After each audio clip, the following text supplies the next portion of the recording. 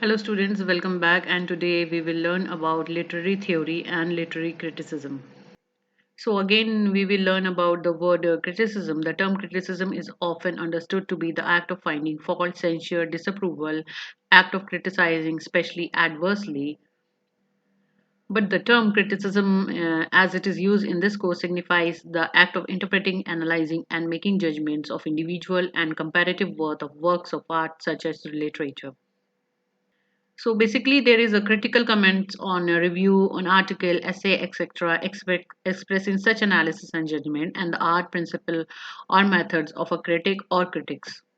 Then literary criticism, it is an interpretation, analysis, classification, and ultimately the judgment of literary works, and it is usually in the form of critical essay, but in-depth book reviews can be sometimes considered as literary criticism.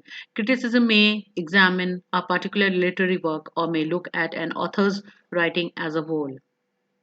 Then we will look upon the etymology. Critic is one who passes judgment from critic, 14th century from al critic, a judge, literary critic or criticos may be able to make judgments and separate and decide a meaning who judges merits of books and plays, etc. In 17th, 18th century, critic was considered a judge who finds the faults and merits of a literary work.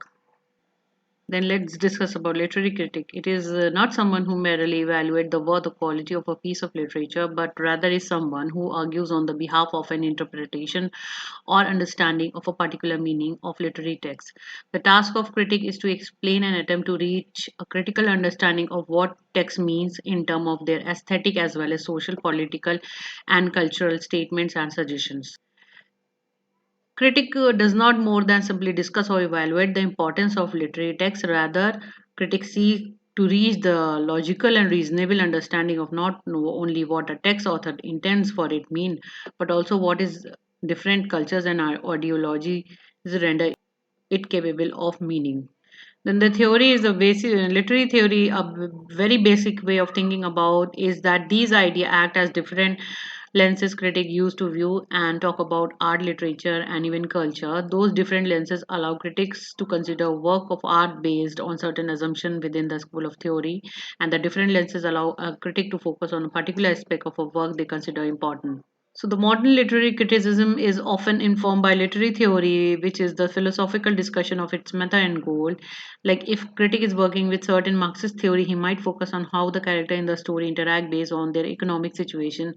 If a critic is working with post-colonial theory, he might consider the same story but look at how characters from colonial power, like Britain, France, and America, treat characters from, say, Africa or the Caribbean.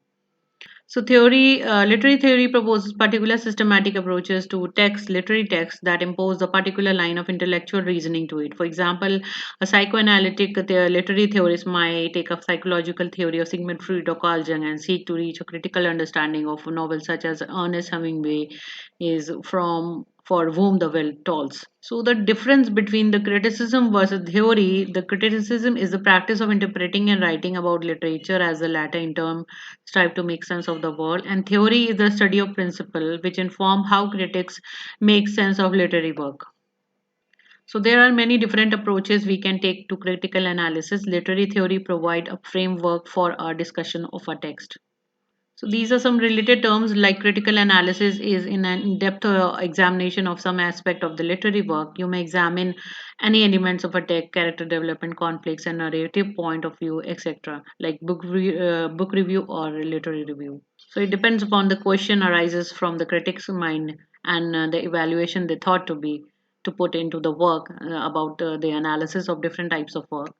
Then the types of literary criticism, broad division can be made like practical criticism, theoretical criticism, descriptive, and prescriptive. These are four types that can be grouped into two classes: practical and theoretical criticism, and descriptive and prescriptive criticism. Practical and theoretical criticism focuses on the examination of individual texts, while theoretical criticism discusses the nature of literature and the relation between the literature, critics, and society. The descriptive criticism tend to explain the piece of literature as it is in its original form, while prescriptive criticism argues on how it ought to be. So the various theories of criticism are characterized into four major classes: mimetic theory, pragmatic theory, expressive theory, and objective theory. Like mimetic theory of arts sees a work of literature as if it is reflecting a universe like a memory. It regards literature imitating or reflecting life, and therefore emphasizes on the truth and accuracy of its representation. And that is why it is said that realism in general sense mimetic means imitation. In Aristotle used in 14th century BC, where he stated that tragedy is an imitation of an action. Then came the pragmatic theory of art. It sees literature to design and achieve its effect on the audience instruction, aesthetic joy, etc., and judge it according to the successful achievement of this aim. Pragmatic theory emphasizes on the reader relation to the work, and the work is treated as something that is constructed to achieve certain effects on the audience. Expressive theory centers on the artist. Words for definition of poetry as spontaneous overflow of powerful feeling, and typical, nearly all romantic in 19th century criticism generally regards as primarily concerned with the expressive poet's feeling or psyche. It examines text as an expression of the writer's feeling, imagination, personality, and turns to judge the work and sincerity to the or the extent which it has successfully revealed the author's state of mind. Romantic critics such as Coleridge, Wordsworth were expressive critics in this sense. Then objective theory focus on the more on the text and the influence of the writer of the reader or the reader. The text here is supreme. Once this text is produced, the writer fizzles out, and only interpretation to be gotten is what can be inferred from the text.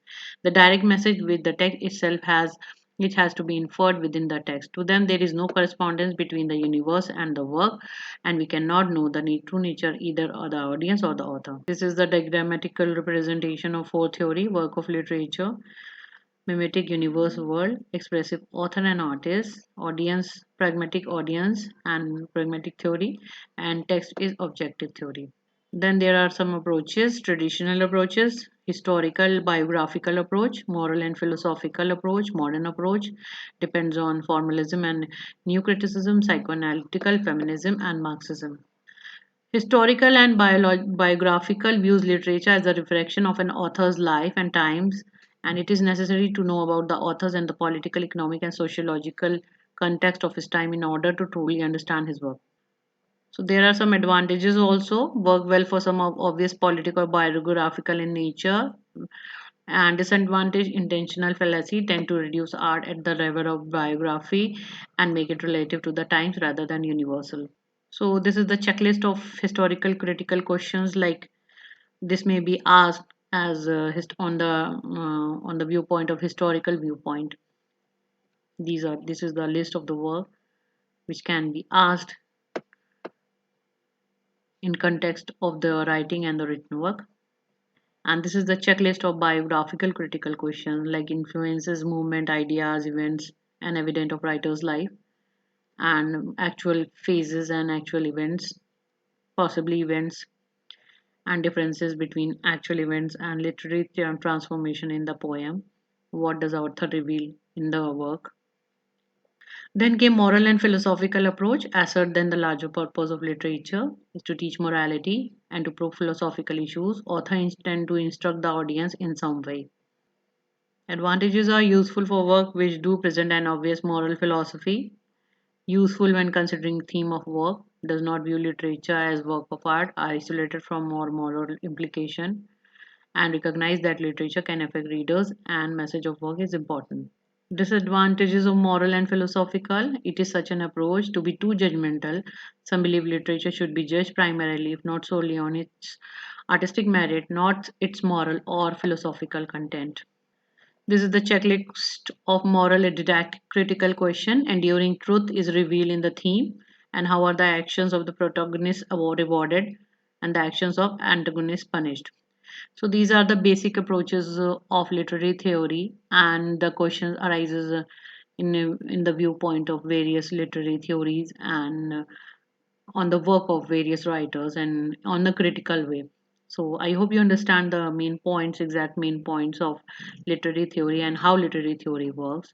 So please do like, share, and subscribe to my channel. And thank you for watching my video. And please message me if you want further video on any topic. Thank you for watching.